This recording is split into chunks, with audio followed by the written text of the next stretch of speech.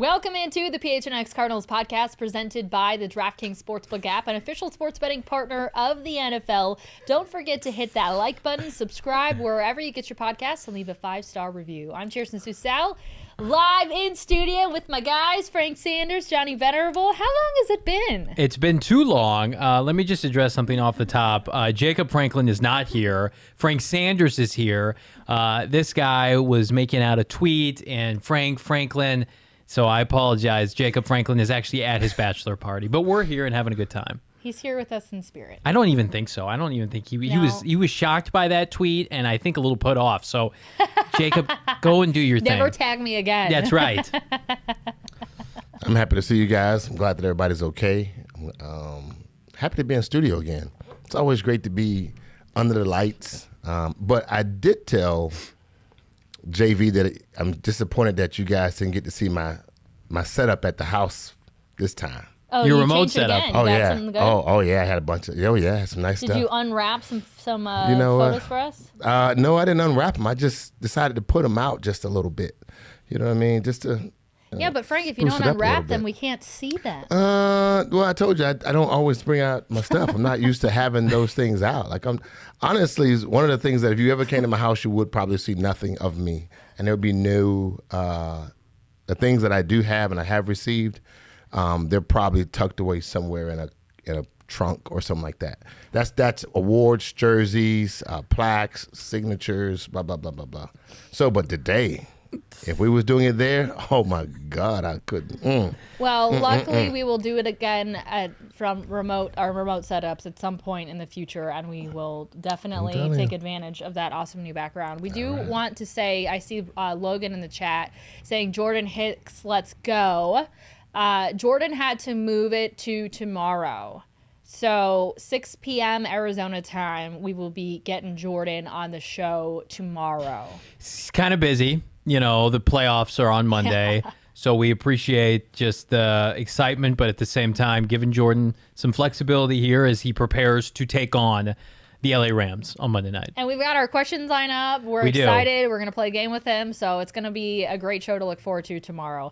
As far as today, I did want to bring this up because a lot of people were talking about it on Twitter. Do you guys know that, like, as of this afternoon, you could buy tickets for, like, around $70 to this game on Monday?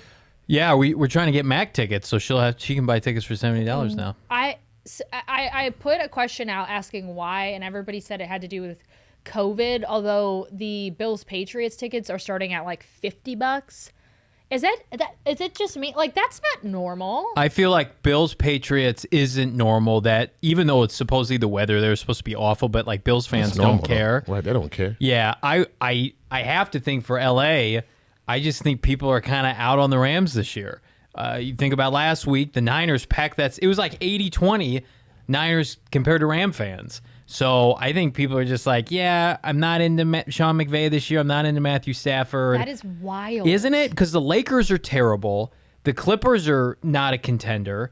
The Chargers are out of the playoffs, and USC football is bad. So it's like, and baseball has a strike. The Dodgers aren't playing. So I would think that all their chips would be on this Ram team that's gone all in, and yet nobody cares. It's great. I love to see it. I agree with JV. I think that the people are kind of over the hype of what could have been to what they are now, and it's just not probably worth the traffic drive. It's probably not worth the things that you got to go through. LA traffic is a real thing. It's a real Seriously. thing. Real thing. It's probably not worth the drive and the COVID protocols. You know, so I think those are probably factors. But if you are a Cardinal fan and you want to get on that bandwagon and hit I-10 West, it'll be a great trip. Prices of a ticket is going to be pretty minimal. So you get a chance to kind of see your Cardinals play in the wild cards. I think that'd be pretty good. So Cardinals update says, but those are horrible seats. Yeah, but you could get like good tickets for like $250, and I feel like that would be what I would pay for good tickets during the regular season. I don't think you can put a price on being at the Cardinals' first playoff game in 6 years. Like I would pay. We're very fortunate. We're going to be at the game. We're going to be in the press box. I would pay over $300 for bad seats for Cardinal playoff tickets. Right. That's just me. I don't care. That's what I would think that like the majority of like fans, and maybe LA just doesn't have the fan base, but like if you're saying I could get into the game and see my team play in a playoff game, for $77. I don't care if they're bad seats or not. Like, that's insane. Like, I just don't even. It just seems like. I mean, I guess we're reasoning as to why. Yeah, but you're putting it under the perspective of that it's a bad seat because it's higher up. But with the level and the size of the jumbotrons that are out there right now on the TV, and then also the seating, the stadiums that are built, they're built with the intent to really, they're thinking more of the fan upstairs than they are the fan downstairs because they know you can see it, but them upstairs or in the 300, 400 section still have to be able to realize that they have a good view. And I think that's the purpose of the bigger jumbotrons. I think that's a major component to that. But if you feel like I don't think this is a brand new stadium. I think they would have rectified those situations, not make you feel like I've been to FedEx Field, the FedEx Stadium. Let me tell you something. That's where the Washington football team plays. Everything goes here and it goes back that way, well, out and up. Out and up instead of just we have out. guardrails breaking at FedEx Stadium. I mean, it's not held the same. So, together by zip ties. Oh my but God. I agree with you, JV, just on the tip that, man, look, this is a chance to go watch your Cardinal teams. It's a 6-hour drive. They haven't been to the playoffs in the last 6 years. And this could be a good run with this team, with the hype and the hopeful expectations of the guys that we'll have playing either Monday, as well as hopefully we win this game and then carrying on into the playoffs. I can tell you what I don't like anymore, though. I think we've talked about this on the show before. Like, I would want, if I'm a Cardinal fan paying for tickets, a physical ticket to keep. And now everything's digital. Oh, we definitely. This was probably when we first launched. Yeah, and like now it's come full swing, right? It's come to fruition. If I'm paying big money, I don't care where I'm sitting. I want a physical ticket to keep for any. The Cardinals make the playoffs 6 times in 34 years. It's a big deal. So I literally think, and I think I also said this whenever the last time we had this conversation is my theory is eventually tickets are going to come back and they're going to be sold as like this big memorabilia item. Like, yeah, you'll get a physical ticket. Absolutely. You're like, why do I need that? As you guys know, on Fridays, we do Fridays 4 Downs. We get you prepared for the Cardinals' upcoming game. And before we get into that, Johnny, do you have a DraftKings Sportsbook app pick of the week for us? I do. I actually like Philadelphia +8 against Tampa Bay. I think now, yes, Tampa Bay beat up offensively. Interesting. They're hobbled. They have no skill players left outside of Mike Evans. I think Philadelphia, they took last week off to get right. Everybody's healthy for Philly. I think Todd Bowles, I think he might have one foot out the door as their defensive coordinator. He's got interviews lined up after the season. To me, Tampa looks like they need a reset after that lengthy postseason run of a year ago. They weren't playing good football at the end of the year. Philadelphia, on the other hand, got into the playoffs, has a lot of momentum, playing with like nothing to lose. They lose this game, who cares? 8 points is a lot. Jalen Hurts is difficult to game plan for. He's a flawed player, but difficult nonetheless. That's the one game where I'm like, I feel very confident if Tampa wins, it's going to be less than 8 points. Okay, Johnny said that. Frank and I did not say that. So if you want to get... I also host a bet show, and they do not. Okay, all right. Johnny said it. He's the bet show expert. Okay. If you download the DraftKings Sportsbook app now using the promo code PHNX, want to take some of Johnny's advice and download the app, you're going to get 56-1 odds on any NFL team. Bet just $5 and win $280 in free bets if your team wins. Again, that's using the promo code PHNX this wildcard weekend at the DraftKings Sportsbook app, an official sports betting partner of the NFL. But as always, it's 21 and over, Arizona only. Gambling problem? Call 1-800-NEXT-STEP. New customers only. Eligibility restrictions apply. See DraftKings.com/sportsbook for details. Okay. Quickly, by the way, you should all at home be rooting for the Philadelphia Eagles. Do we know why? Because if they win and the Cardinals win and the Niners win, the Cardinals will be back here next weekend hosting San Francisco. That's the flaw of the number 2 seed not getting a bye, is we're going to have it at one point, whether it's this year or in a future year, a lower seed, a wild card seed, hosting a playoff game in the divisional round. That would be awesome. I'm going to ask you one quick would you rather. Sure. Would you rather the Cardinals play at home so that fans could see a home playoff game, or would you rather them play at home and lose because they're not good at home? It's okay, JV. Don't. I want it for the small businesses and the people that can make money in Glendale, but they're so flipping bad at home. I can't watch them suck ass at home anymore. I would rather them go on the road and play Tampa Bay with house money. Because I had sorry. mixed feelings when you said that, for sure. It's something that like I think I want. Like I think on my drive home, I think I want fast food, and then I eat it, and I feel like shit. Yeah. I think I want a home game, and then it goes so poorly. Yeah. So poorly. Yeah, and you feel like shit. Yeah. I do.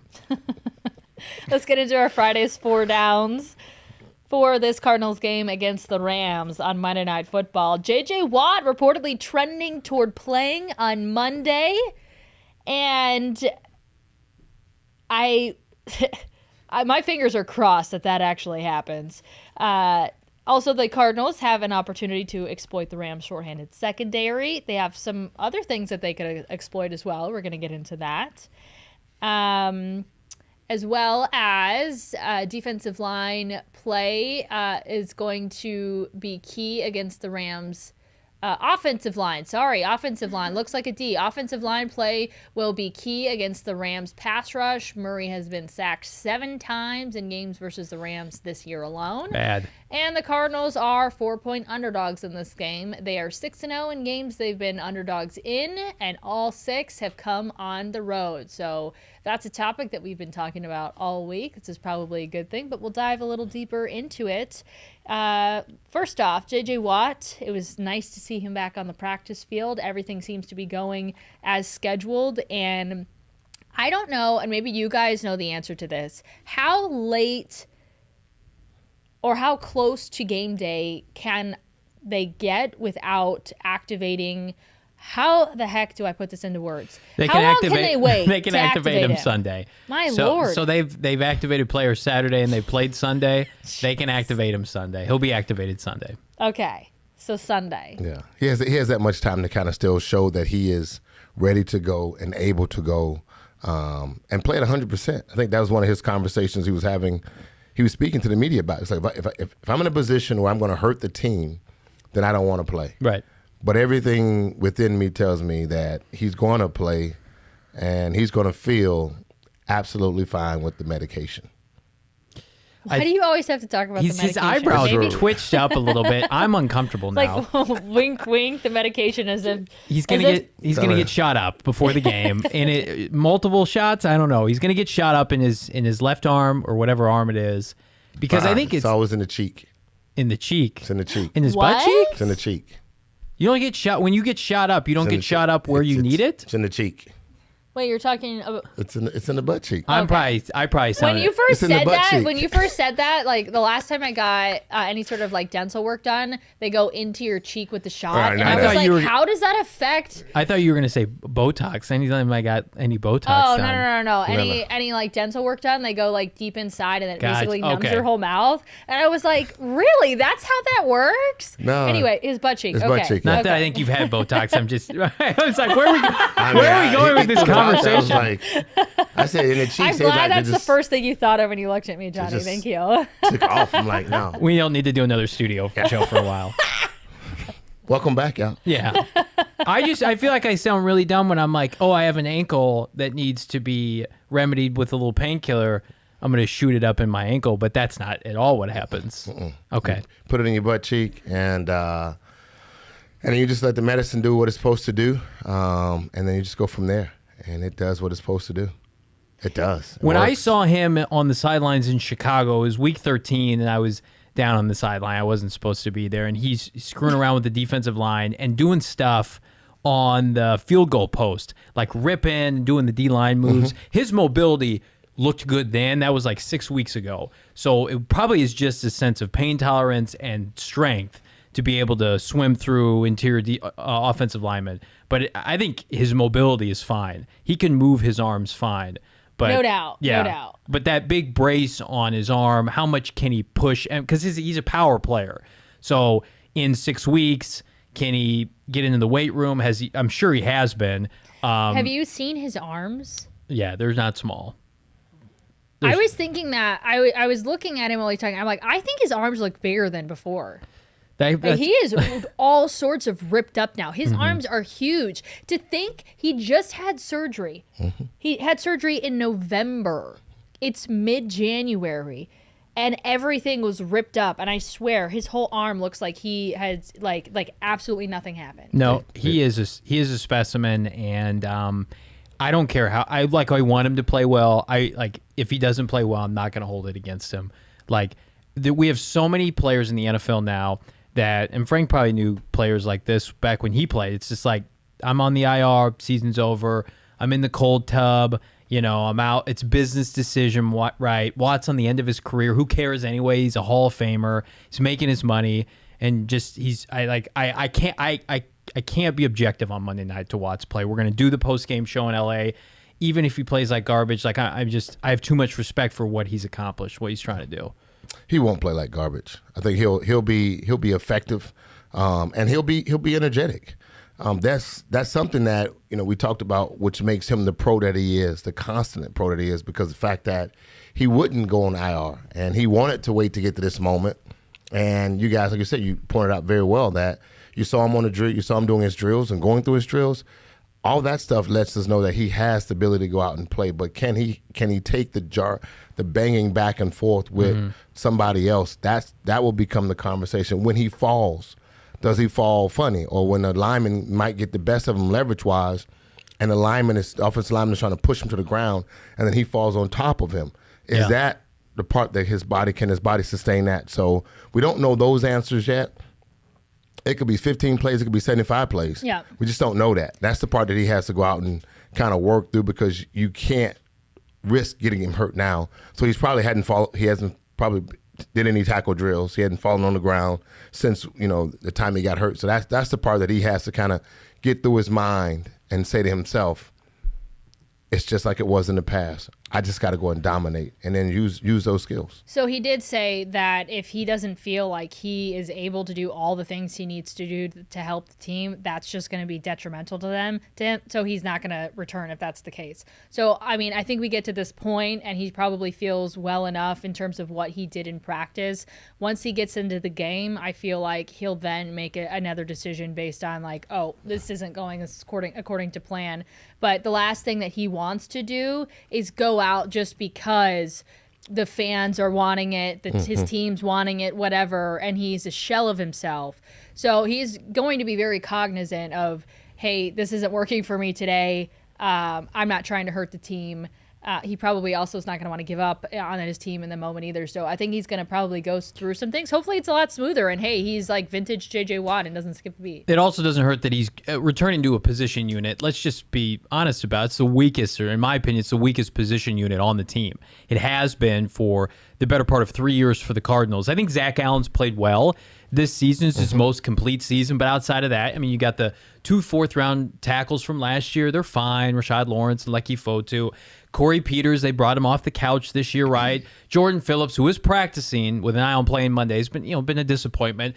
That position group needs J.J. Watt. It'd be different if it was outside linebacker where you've got capable bodies, or, offensive tackle or tight end, or with Zach Ertz.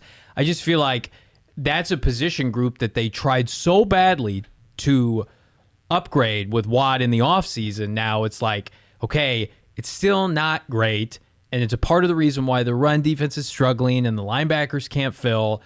75% of J.J. Watt, I hate, no disrespect to the other guys, is probably better than what you're going to get from a large majority of the Cardinals D linemen. So I'm working on a story right now that I'm hoping to release this weekend about, the Cardinals unretired the number 99 for J.J. Watt to wear with the blessing of the man, Marshall Goldberg, who's no longer with us, his daughter, with her blessing. And one of the reasons why she decided that she was going to do that is she said, my dad was a team player. So if there was another guy out there where it meant something to them to wear that jersey number, it would have been a no-brainer for him. And then when people started giving her a call and telling her about the kind of guy that JJ was, and one of the biggest things was he's such a team-oriented guy, that made her feel great about it. And you fast forward it to the season and him wanting to come back for his teammates and no other reason than to help his team make a run in the postseason and to inspire and lead his team while he's at it. It just speaks volumes, and it's really cool to just kind of see and from that perspective how it all played out. So that story is going to be up this weekend. I'm really excited for it to drop. Were you pointing something in the chat, Frank? Yeah, well Derek Fife talked about it. He said, what do you think about week 14? And kind of that game was kind of like really just it's blown. It's overblown because of the way we played statistically. Still lost the game, but is it really a statement of saying that the Rams dominated us that game? Or is it just the fact that, they came out with a better game plan and played against us and something like that? You take note to that, kind of going into this week thinking that the Rams they won the game, but were they more dominating in the game that we should be worried about this wild card weekend? Kyler had a couple of errant interceptions that game that he specifically said, one in the red zone in particular, he said that if they don't throw that pick to Leonard Floyd early in the game or one of the linebackers, he feels good that they win the game handedly. I also think there was a little bit of a deflation after DeAndre Hopkins went out with the calf injury. And then you have to move all these parts. And I know Jalen Ramsey didn't play, but it's one of those things that's very similar to the Thursday night game against the Packers where they had just lost J.J. Watt, national TV game. Everything's not going well. Same thing with the Rams. So I would be less inclined to kind of believe that, other than like they had chances to get right after those games and they just couldn't put it together. So the good news is this Rams team to me is incredibly flawed, is there to be beaten. Chierstin, we've talked about it all week on our remote shows. I just feel like the Cardinals, if they play the kind of game they played in Dallas, in Seattle, in San Francisco, where they were down key players, but they were efficient, they didn't turn the ball over, I think they win this game. I think they win it maybe easily. We forget how great of a road team they were earlier this year. It's if Cliff is just too dependent on the big play and throwing the ball too much, and you don't have that balance that you need to keep those defensive linemen off balance with Aaron Donald and Von Miller. That's where I'm a little bit afraid this game could go out of hand. I could see it be a blowout. It's weird. I could see it be a blowout in either direction, or it could be close. I know that's not a great analysis, but these teams they've played each other so often. I was listening to multiple gambling podcasts. Nobody knows how to pick this game. Well, I'm going to go out on a limb and say one team could lose and one team could win. That's a bold claim. We'll see. -4, the LA Rams. Nobody wants to touch that. Everybody, the smart money's on the Cardinals +4, but nobody trusts Cliff. So it's fitting that the game caps off the weekend on Monday night. So we're going to get more into this game, but first, I want to remind you guys that we've got a deal going on right now. Well, a giveaway. Not really a deal, but a giveaway. We're giving away a Kyler Murray jersey. What? Yes, a signed Kyler Murray jersey. If you follow us on social media, so on Twitter, @PHNX_Cardinals, you got to do that. Then you got to retweet the tweet, and this is what it's going to look like. It's pinned to the top of our Twitter. And then you got to tag 3 of your Cardinal friend fans in the reply. So again, follow us on PHNX Cardinals Twitter, retweet the tweet. It's pinned at the top of the page, can't miss it. And then tag 3 Cardinal fan friends in the replies. And here's a glimpse at the jersey, signed by the man himself. And the winner is going to be announced next week. Wouldn't that be a wonderful way to celebrate the Cardinals making the postseason, is you get a signed Kyler Murray jersey? Absolutely. Low Tone Capone, Johnny Waffle, Johnny Belgian Waffle maybe, but not waffling. I'll have my official prediction at the end of the show when we pick. I will pick a side one way or the other. Low Tone Capone. Lonzo says sushi or beluga. Is that right? What is it? Is that BL beluga? Sushi or beluga? Is that right? I don't think that's Bulgog. Bulgog? Are you in the wrong chat, Alonzo? That's fine. Nah, he's making a good decision. He's like trying to decide what he's to picking what he's eat getting tonight. Leah, you're closer to the screen. What does that say? Bulgogi? I don't know what that is. I kind of want to. Oh my goodness! I don't eat sushi, big dog. Can't do it. Tried it. Not for you. Could not sustain this mouthpiece. It's a Korean beef dish. Sushi. I would pick sushi all day. Oh yeah, Alonzo, Korean bulgogi or bulgogi or something. I'm going. How did we get here? It's in our chat. That's what they're talking about. What to eat tonight? I feel the same. What will I eat tonight on the way? Sushi sounds amazing. Right now it does. Good, it sounds really good. I'm thinking chicken a little wings. shrimp tempura maybe. Spicy pork spicy meat. tuna. Oh yeah. Ooh, that sounds good. That spicy pork meat along with some sushi, I feel like that would go together. Yes.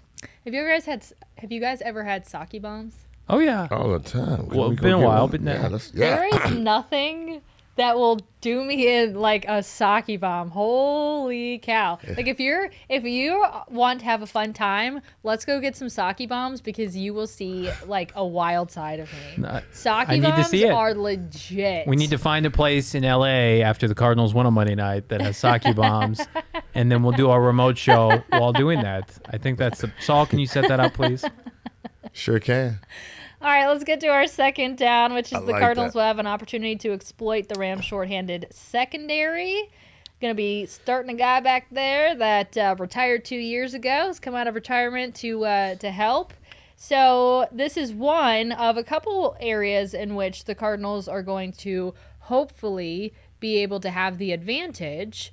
Do we think that they're actually going to be able to do that? So I was having a conversation with somebody earlier today, and we were talking about wishing that we had a Frank Sanders or an Anquan Bolden, because you know damn well if Frank Sanders saw old-ass Eric Weddle in the back seven, he would point to him and say, "You're Right there. fucking mine," and he would eat his lunch all afternoon. I'm just concerned with the Cardinals receivers. We don't have that player.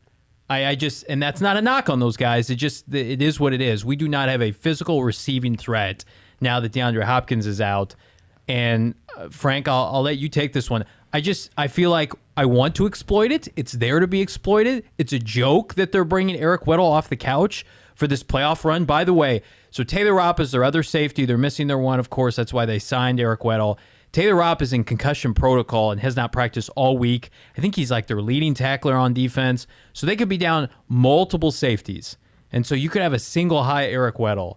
I wish we had a Frank Sanders that could eat him alive. What would you actually say to him? So, did that dude? Nothing. I would point back to Cliff, like, what's our game plan against that dude? You wouldn't say anything to Weddle? You don't Nah, shit like, I mean, Let like, us play, do the well, talking. if we're playing, like, bro, why you out here? Like, why you out here? He'll be like collecting that check. Yeah. Shit, they called me. I come to get that bread. That's I'd be what like, it's that's exact- yep. my man. Well, just sit still while I run by you because I'm about to score 3 on you tonight. You'll know how to spell my name extremely well when I get there. That's what I'll talk to him about. But it'll be about the game plan. We have to make sure that that's what's taking place to put our guys in the right spot. I mean, there's some things that have definitely dwindled down since the injury to D-Hop. We don't even do the Rondell Moore swing since he hasn't played. We don't even do the Rondell Moore swing little things, little motion stuff we was watching him do. We haven't done that in 3 weeks. So there's some things you have to do to put your guys in the best place, and you have to exploit teams' weaknesses. And if this dude is a weakness, we just got to exploit him. We have to find a way to isolate him with Zach Ertz and make sure that he's in a position where they can dominate a guy who has not played. So to me, all I'm looking for is, man, set this offense up so I can get out here and murk these dudes. That's right. That's the whole point of getting excited about playing. In 98, when we went to Dallas, I knew who their cornerbacks was. I knew where Prime was. I knew Wooden was. I knew who these guys were going to be. And I knew Kevin Brown. Like, but, man, Rob was like, let's go eat. Let's go eat this day. Like, there's no reason to feel threatened that you can't call any play, run anything you want to run versus these cornerbacks. We felt like we could do that, and I'm going out and making it happen. So I need my coach, I need my coordinator to put the game plan together that when I'm practicing, I can say, "Oh, we about to murk him. Oh, that's what we about to put him on. We got to put the woo woo on him." And that's kind of how you have to think. And I agree, man. I can't say it's always that way. Last week, the guys missed a lot of. They dropped a lot of balls to me. That was 100% unacceptable. And every now and then, Christian comes out of the blue and he drops balls that should be caught. And that, to me, is, again, unacceptable. So right now, that has to be the mantra in their mindset that I am about to be legendary in this playoff, in these weeks in the playoffs. I'm about to get paid. I'm going to get a bag. Somebody's going to pay me my money. That's right. Because I'm about to have 150 yards. I'm about to have 2 touchdowns or 3 touchdown games. And there's nothing they can do to stop me. If I'm Christian Kirk, and that's where I need to be at I'm in my hitting mind. free agency in the spring. I'm on Monday Night Football in the wild card round, and Jalen Ramsey's going to be on AJ Green. So I have an opportunity to make big plays and go off for about 150 and 2 touchdowns. Like this is the biggest game in Christian Kirk's career. He mentioned it earlier when we talked to him this year about just working. They want desperately to get to this point, to get to the playoffs. Yep. Well, and you got to throw into the fact that he's a hometown kid, and so getting to play in a playoff game for his hometown team, and He talked about it this week with reporters about how he still remembers having when the Cardinals made their Super Bowl run, being just a kid and remembering neighborhood parties, viewing parties and things like that. Like, this is a moment that he has quite literally dreamt of his entire life. And we talked, Johnny and we talked about it, Larry Fitzgerald texted him earlier in the week and told him this is the postseason is a chance where you get to create a legacy for yourself. And so I hope that Chierstin is what the mindset that you feel like he should have. Yeah. I mean, I want to be legendary.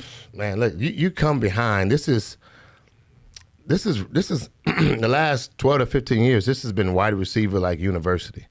There's like, you've had Larry, you've had Anquan Bolden. We can just go back a little further. Me, Rob, and just keep going. Name the names of the guys that have played receiver here. And those guys that have been successful had quarterbacks that was getting a rock to them, or they took advantage of the moment. And that's the part where, we feel like once we got D-Hop, you just added to that. Yeah. And then we went and got A.J. Green. You added another name of a guy that's caught over, 10,000 yards in the NFL.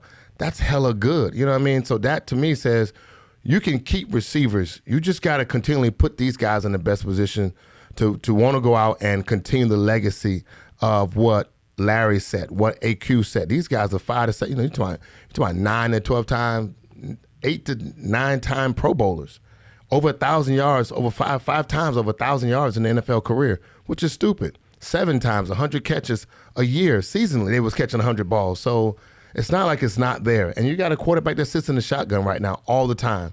He just needs a dude that's going to be the dog that says, get me the rock, and I'll murder everybody. That's what we see when we see D-Hops on the field. That's the major difference in when we say, man, we got DeAndre Hopkins. He's a baller. We got these guys, and they're playmakers, or they're players.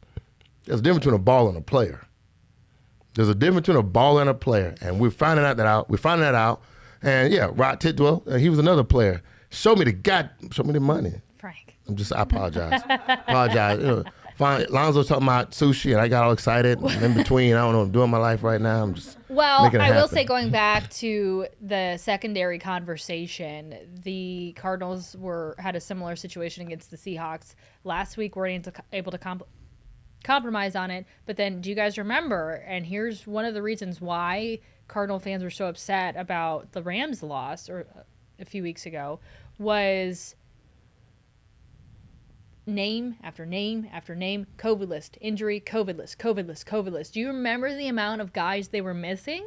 Missed their whole team. We were previewing it, and we're like, the Cardinals are about to destroy this Rams team. They don't have any of their players. We predicted so many blowouts because of COVID absences, and yeah, it was an embarrassment. I don't think we won any of those games. No. When they've had a significant amount of Packers, players. too. Throw in the Packers. We had... The time we won it was only when we went to Cleveland, when we didn't have our team. We didn't have our players. Yeah. We didn't have our coaches, and we didn't have players who went to Cleveland and dominated a really good, one of the top AFC teams. And then we come back, and we have all these teams that Colts too, line Cardinals up to play up there. against, and we just did not maximize these moments. It does become a shaky situation. But as they always say, the playoffs are a new season.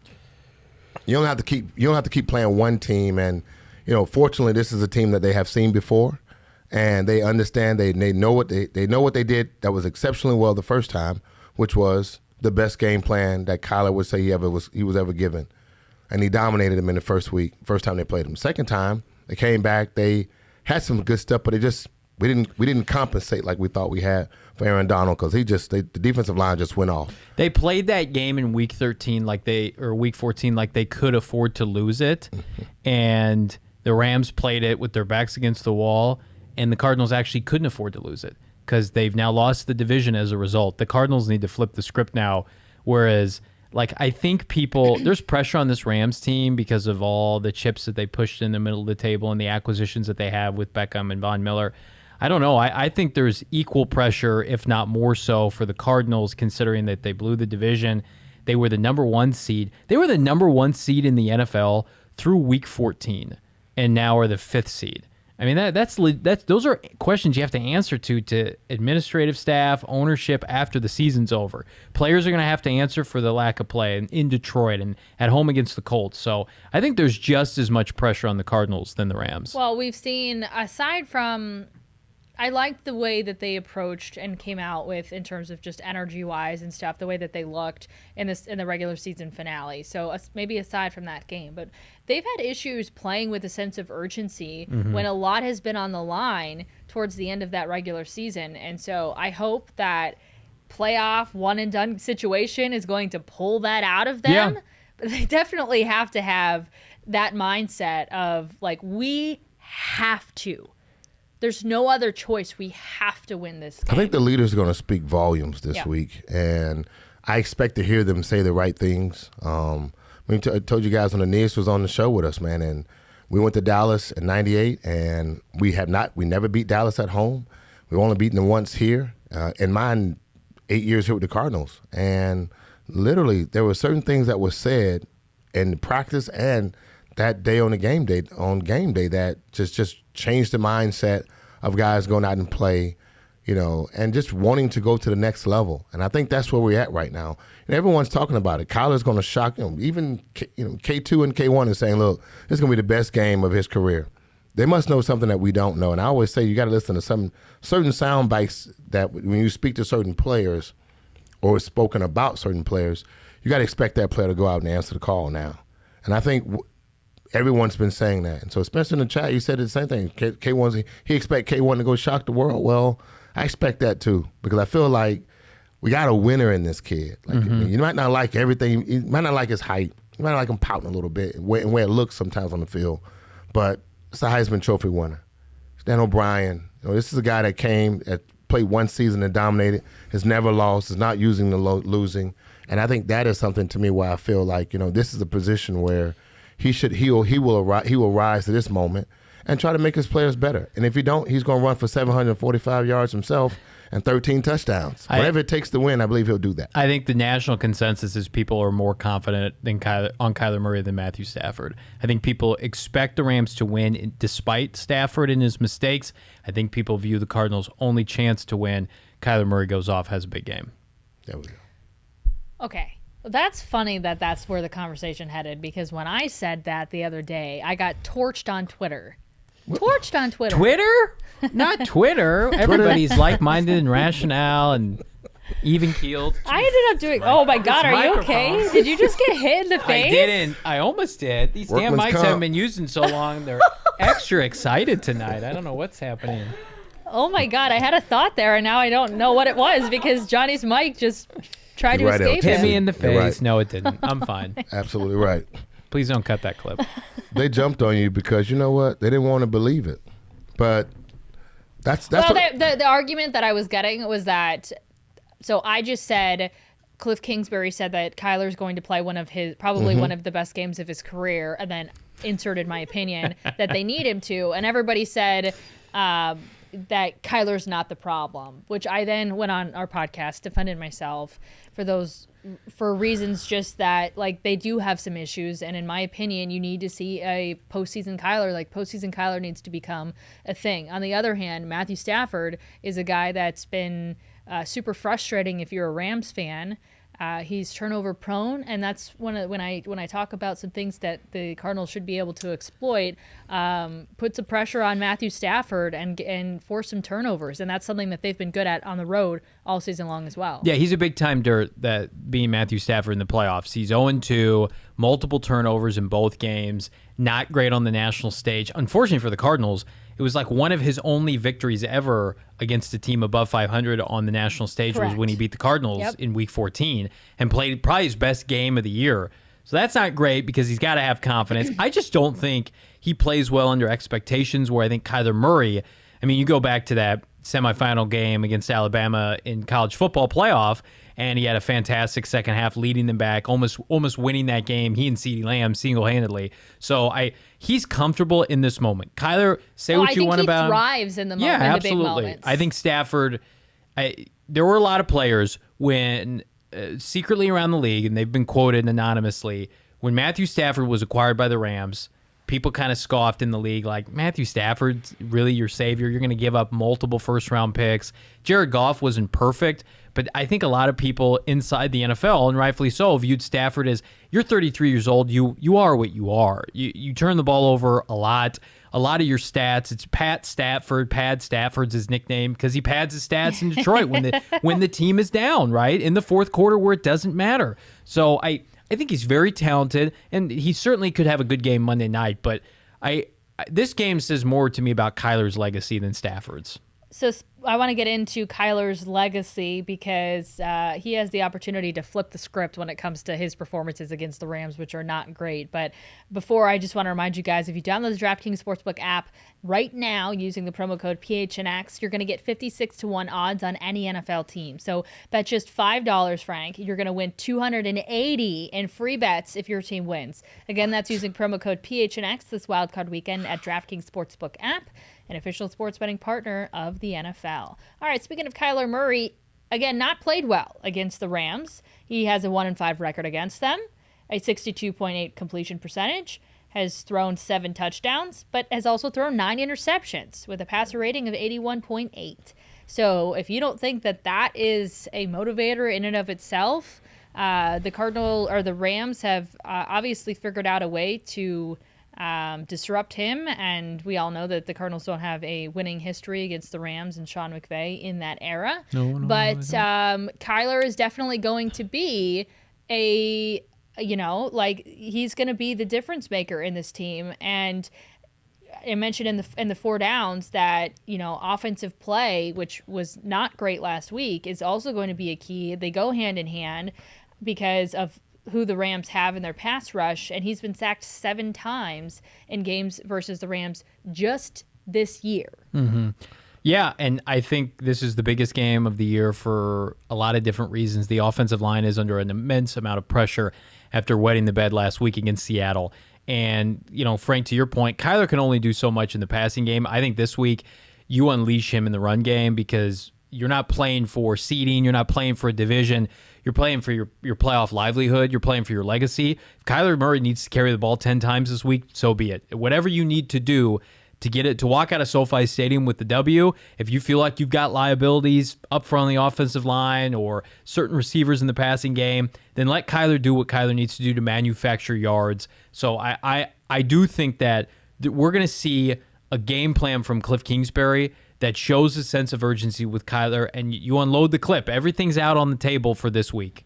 If Kyler does not run the ball, I don't even know what my number would be, but if he doesn't run the ball a significant amount of times in the postseason, whether that's one game or more, I'm going to be upset. Well, because what are we waiting for? That's right. Part of his package. When they took him first overall, and oh my God, I know a lot of fans were frustrated. I was frustrated. We sat here and he missed 3 weeks. And everything seemed about getting to this moment. They felt like they were playing with resting players and had something in the back of their mind like, well, we can reserve judgment and we can take it easy for now, right? We can sit players. Colt McCoy won his 2 out of 3 games. Okay, everybody's healthy now. Kyler Murray's healthy. You have no excuses not to unleash him with his legs. You saw what that did against Dallas in the fourth quarter with the read option with he and Chase Edmonds. That needs to be a staple. QB keeps, RPOs from quarter 1 on Monday night. What is the biggest threat to a quarterback? The defensive line, the linebackers, or the secondary? What's the biggest threat to a defensive quarterback? Line? Cheers. Whatever the defense is scheming up at the time, I suppose. I don't know, but usually the defensive line, the guys up front, right? That's so Kyler's 1-5 versus the Rams, and the number one thing that's been the best part of the Rams is the defensive line. Yeah. And so that has been the challenge for him. And so in every great quarterback that struggles, we watched Tom Brady in the Super Bowls. Most of his losses have come to teams that had when they specifically got the defensive line ready to play against him and put pressure on him. Yeah. And that has been his downfall. Once the first week of the season, the first time we played them this year, we figured something out. And they had their players, and we figured something out at their house. And so I think that's what we need to get back to doing is figuring it out. I agree with you 100% on the rushing yards. We need to figure out how to neutralize certain guys specifically and allow him to be able to use his legs and his arm at the same time. And that RPO has to be pretty special this week. moving guys around and giving us that chance. Derek mentions that he had 39 yards in week 4, and then 61 in week 14. But if you remember, Derek, a lot of those yards in week 14 came on those last 2 drives where the Cardinals were down double digits, and the Rams had a chance to play a little bit of prevent, and it wasn't manufactured. It was off script. And not to say they weren't earned, and I think the Cardinals got screwed on a couple penalties late in that game, but it wasn't prevalent and had no presence in the first half. And I'm just, Frank, we go back to that week 4 game. Chase Edmonds had a huge day on the ground. It's a mentality with this Cardinal offensive line. If they want to go in and dominate the line of scrimmage, they have no excuse not to do that. Their entire starting 5 is available. We need to see that push up front. All right, so you're talking about running backs here. So let me give you guys an update as to what the health right now on a Friday stands with the running backs. James Conner did not practice today. Jonathan Ward did not practice, and Chase Edmonds was limited in practice. So Chase said that he thinks James is going to play. I think they're just holding him out all week. I don't know that for sure. I think it's for Chase to say that and to come out and say, yeah, both of us, we should be good to go with James not practicing. I don't believe a word they say. When it's Cliff, I agree with you. Cliff is a dirty liar. You don't think that at any point they're like, ha ha ha, get this. Yo, I'm gonna go in a press conference today. I'm gonna say I think that James is gonna play. Get this. Watch me do it, and we'll all laugh. I don't think with running back, I don't think you need reps during the week as much as like quarterback or tackle. No. You really don't. Frank knows. No, you don't. You don't need as many reps. You need to preserve your legs, and you need to have at least that sense of explosiveness and agility ready to and again they're sharing roles, and they're running the same offense, which is the RPO. Both of them can do it very well. It's like that person that told another Valley reporter here, get this guys, I'm gonna tell this guy, and he's going to report it, that DeAndre Hopkins is going to actually play on Monday. And he's going to report it. No, don't be dogging on Gambo. Oh, man. I didn't say a name for a purpose. I'm sorry. That's my fault. I intentionally left the name Everybody out of knows. Everybody knows. Not everybody knows. Now they do. All right. Chase Edmonds is great in between the 20s. James Conner, we need him to close games out in the fourth quarter, short yardage, and on the goal line. And I think you don't practice all week, you can still do that. Is it because I back him? Why do we always get people in the chat talking about Andy Isabella? Is it because that I always end up standing up for him? Probably. Who don't like Andy? Andy's so nice. This could be Andy's last game with the Cardinals too. Should we celebrate? Absolutely. We might celebrate that next week if the Cardinals are done. Definitely Andy Isabella. Little 89 will be out next week. Yeah. Poor Andy. But the only difference with Andy is that he's found himself in a position where you have a lot of great talent at receiver position. And when you are not healthy, you don't get those reps back. You just can't get those reps back. So it makes a big deal. But I think, like I said earlier in the year, I think that this will happen to him. I think he will go on the market. Someone will find him. Yeah, he'll get an opportunity. And then he'll get another opopportunity. And then he might come back and tat the Cardinals for 10 I catches. hope he does. I don't hope that part. That he put a tattoo on the Cardinals for, we say tat.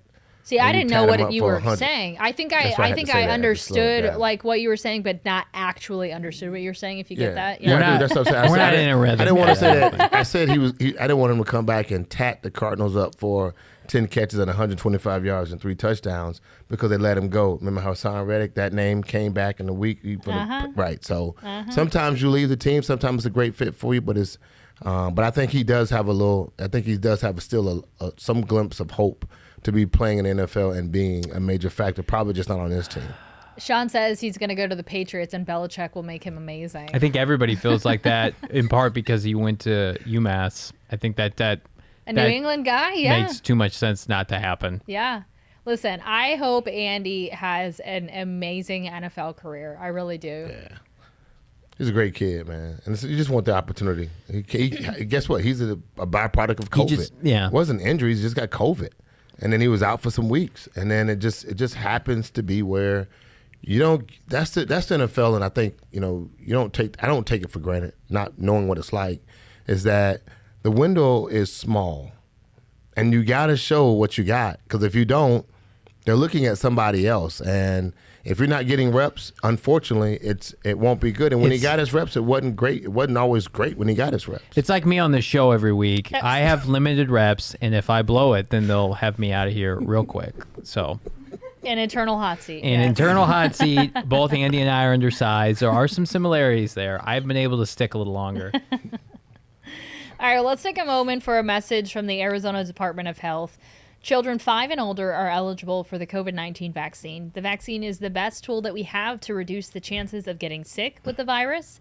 The COVID-19 vaccine can reduce the risk of getting hospitalized or dying from the disease. It is safe, it is free, and the vaccine is highly effective against COVID-19, and they are available throughout Arizona. You can visit azhealth.gov/findyourvaccine for a location near you throughout the state of Arizona.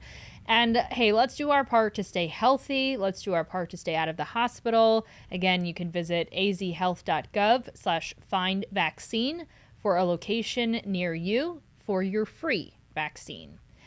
All right, so we have one down left to cover here. And we've already talked about it a lot. The Cardinals 4-point underdogs in this game. And, fortunately, it's a road game for them. And fortunately, they are underdogs because they're 6-0 in games that they've been. And 6-0 in those games when they're on the road.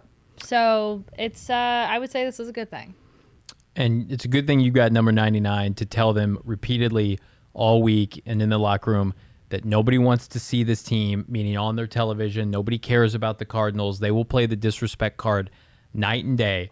They will talk about how the fact that the LA Rams feel like this is already a guaranteed win, that they own them, being 1-9 against McVay. Feed me all of that. I want all of it. I want all the headlines this week on Get Up and First Take and Undisputed where guys are saying easy, Kingsbury chokes and Kyler Murray's too small and there's no DeAndre Hopkins. You've got, in my opinion, the greatest leader right now outside of any quarterback in professional football with J.J. Watt to be able to drum that up. And that shit was working earlier this year. So if they can harness that again, I believe that's a strong reason why they became believers that they were contenders. And that's why I feel much more confident, even if he's 75%, he plays half the snaps.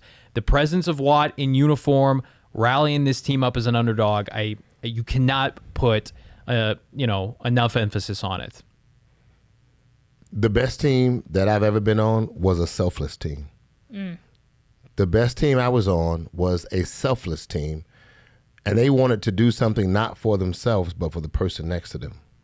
Yeah. And the veterans wanted to do something for the guys who had never experienced this moment. You've never experienced the playoffs. Like, one of the questions I was going to ask Jordan, if he was going to be on the show, was... Well, he's going to be on tomorrow. Well, but I might miss that window. But I was going to ask this question was... Okay, I'll ask it for you. You can't do that. Okay. Which is, do you feel like a Super Bowl champ? You're still playing football, but you're a Super Bowl champ. But do you feel like a Super Bowl champ?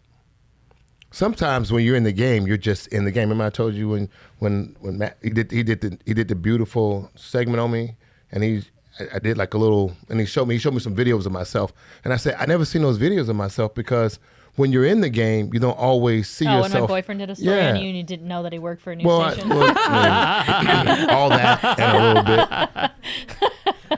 Well, I still love the man. Got a lot of love for my brother. You obviously love it because you did an interview with him thinking that he was like a college student doing a project I didn't think he was a college. something. I knew he was your boyfriend. I knew he was working. I just thought like, hey, Are you with Walter Cronkite? You guys are killing me, man. I thought it was cool. Chip. We're not. Okay. Anyway, but I go back to say this here: the veterans. Well, you can finish your thought. So what you were saying was that he had yeah. videos of you that he had dug up from their archives over at CBS, and you were like, "Oh my gosh, I've never seen that because when I was playing, like I was just playing." And so, like the guys this week, they think it's another game, but the veterans have to speak that this is not just another game. This is a special moment in the NFL that many guys hope to get to. I only saw it twice. In 9 years, I only saw it twice, which is to get into the playoffs twice. That's hard. You have teams that have been in the playoffs every year, consistently. If you've been with Green Bay or you've been with New England or now you're with Tampa, and Tampa was a losing team until they got TB and Bruce Arians. That's a great point. That's a point where you got to say, like, you have to understand this moment. And that's why we were talking about the tickets. You got to understand the moment because it don't always happen. And what you think is going to be great, like we thought our season when we was 8-0, this is an easy ride. We should be at least 14-3 or 12-5. We didn't think we'd be 11-6, and just going to slide. That's the part where I go back to stamping your point, which is you have one of the greatest leaders to talk about something that you have never done before, how to seize this moment. And I'm here for you guys that you might feel this moment. And that you might see what this moment means to in your history as a football player, and it'd be something that most guys with the Detroit Lions never seen it, and you haven't seen it and what it really feels like to be on a winning team and what it feels like to win. And I think those are the things that when you start talking about those things, the guys got to start believing in those things and they start feeling those things. Because I say it's not about what you're doing, and sometimes it matters more how you feel. You don't always remember what people do to you, but you darn sure remember how people make you feel. It's a poem, Frank. You know what I'm saying? You don't always know what you did to me is one thing, but how you made me feel is another one. And I think you never forget that part. And so, like, I cannot forget what we were like in 1998. I can't forget what we were like when I was in Baltimore, when I left here, and I went there and what we had to go through to get into the playoffs. That's something that I hope that Jordan Hicks talks about. I hope that, like D-Hops and as well as JJ talk about, because it means so much more. This is not the Bengals who have not won a playoff game in like 30 years or whatever it is, early 90s, late 80s. The Cardinals have had, relative to a lot of other teams, pretty good playoff success. They're actually 3-1 in wild card games dating back to your team in the first round. So the only loss in 2014 at Carolina when you had Ryan Lindley starting at quarterback because of a bunch of injuries. So this team actually does perform well historically in this game, if that gives you any relief. I take no relief from that because it means absolutely nothing. Well, I appreciate it. She shit all over my point. I told you. And this show. I mean, that's good for the Cardinals franchise. I don't think, that doesn't do anything. If you're the Bengals this weekend with Joe Burrow, you're telling, like, I would be like a little bit uneasy because you haven't won a playoff game forever. So here's the thing.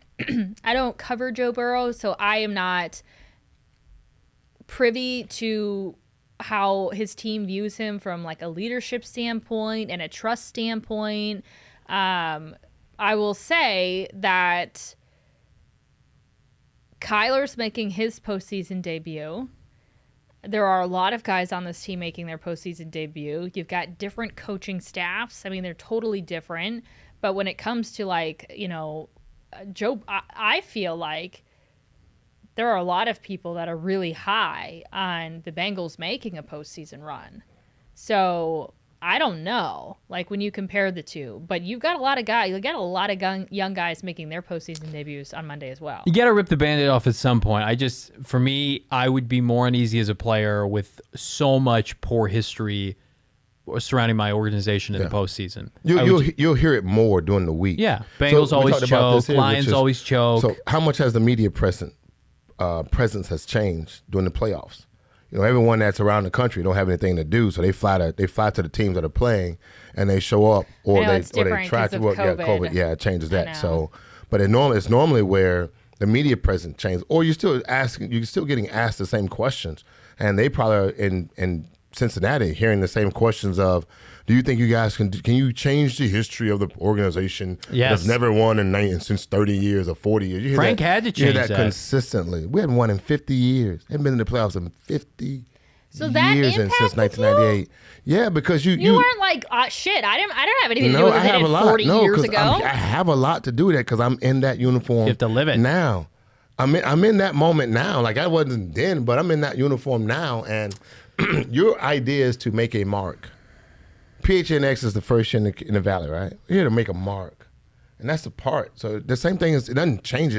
We're here. That's the part when you put on a Cardinal uniform. All I can think about is, I remember Roy Green coming in the locker room. I remember guys coming and saying these things like, "Man, this is important," or looking at the franchise, just hearing it. Most guys that are drafted come from winning. And you know what it feels like to win. You can't come to an organization that says I've never won ever, never. That doesn't make sense to me. If I'm out doing my job and balling, if I'm balling, you brought me in to be a baller, I got to go ball, and that's what I got to go do. And if you don't do that, then you start realizing that you're not a baller, you're just a player. Well, it's like the Steelers you're went a on bum, not a baller. You are a bum. Well, I mean, you can still play, but you're just not balling. Well, when I'm balling, you know me. If a team like the Pittsburgh Steelers went on like a 5-year playoff drought, and then they made the playoffs in like 6 years from now, they'll have a bunch of new faces in the playoffs, but they'll wear the moniker of we're a Steeler. We're part of great legacy, celebrated history yes, of winners, and that's what their fans will feel. And I just feel but that's wildly different. Like having a culture, like a long culture of having success in the postseason, and being like, hey, 3 times you guys actually won a wild card game. I'm trying to give it some good mojo. No, you're saying it's this. I swear, it's the same. It's not the same. It is the same mentality you have as a winner. Look, I'm in the. That's too damn small the sample size, Frank. Is all I'm saying. I've played. I got the worst rivalry ever in the history of sports. And I went to Auburn. I played against Alabama. And the fans don't give a they don't give a nothing if they lose. I'm trying to use these nice words. I've gotten better. That's all right. It's a new year. I'm trying to be better. But they don't care if they lose. They just lost a national championship.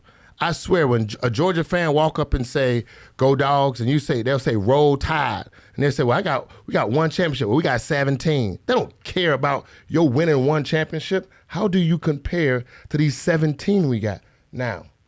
It's the same mentality because they've always felt like a winner. When you've lost so much, all you ever know is what it feels like to lose. And so when you want to change that mindset, it requires certain things to happen. But when you get that one win, you have to. I get that. This is a legacy moment for these guys, and it's just because it's a small opportunity that you just don't get. Well, and it's like the whiteout situation with Fitzgerald. Like Larry's done it in this uniform. Kirk, go be the next guy to do it. But yes, I am reaching. It's an incredible reach by me. Comparing the Cardinals to the Bengals, No. I was going back to his 3-1 thing. Yeah. Which, yeah. Look, that was my. They're not laughable in this round, so feel good about that. Yes. I said, what the crud muffins, Frank? Should we do predictions maybe for what this the game? crud muffin, My Frank? bad, bro. Yeah, let's My do bad. predictions. So I am going to start with mine just because it's all about me. I'm just going to start. She flips her hair. She flips her hair. It's all about me. So last time they played, the Rams won 30-23, and this is the only thing I'm going off of. Nothing to do with actual stats or anything, since Johnny said we could have somebody that wins, we could have somebody that loses. It could be a close one. Please cut that it bite, could be a Leah. blowout. That might get picked up by all the national outlets. All logic is just being thrown out the window at this point. So I'm going to say they're going to flip the script. Since the Rams beat them 30-23 last time, I say they beat the Rams 30-23 this time, and I'm sticking to it. Frank, what's your prediction? Cardinals win in a close one, 24-21, nail biter. Okay. I'm gonna go on a limb, and I told Shane, producer Shane, my co-host on PHNX Bets, last week I was going to put $500 on the Rams because I was so disappointed. Oh, okay. I thought you were saying you were going to do that. I'm not going to do it. I like literally like I was so pissed off after the debauchery that we saw at State Farm Stadium blowing the division title. I was just so over this team.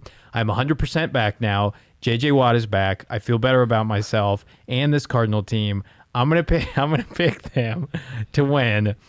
I'm going to go on a limb and say they score over. I'm going to say 34-24. I think they control the entire game. I think we have maybe a defensive touchdown, maybe a special teams play that goes for a big game. Cliff's going to. This is a Cliff Kingsbury and Kyler Murray legacy game on Monday Night Football. I'm going to just take a second to apologize if you're like driving or something and my gasp made you veer off the side of the road. I'm sorry. That was a startling gasp, and it was a genuine reaction. I was so pissed at them last weekend, Chierstin. I was so depressed, as I'm sure many of you in the chat were.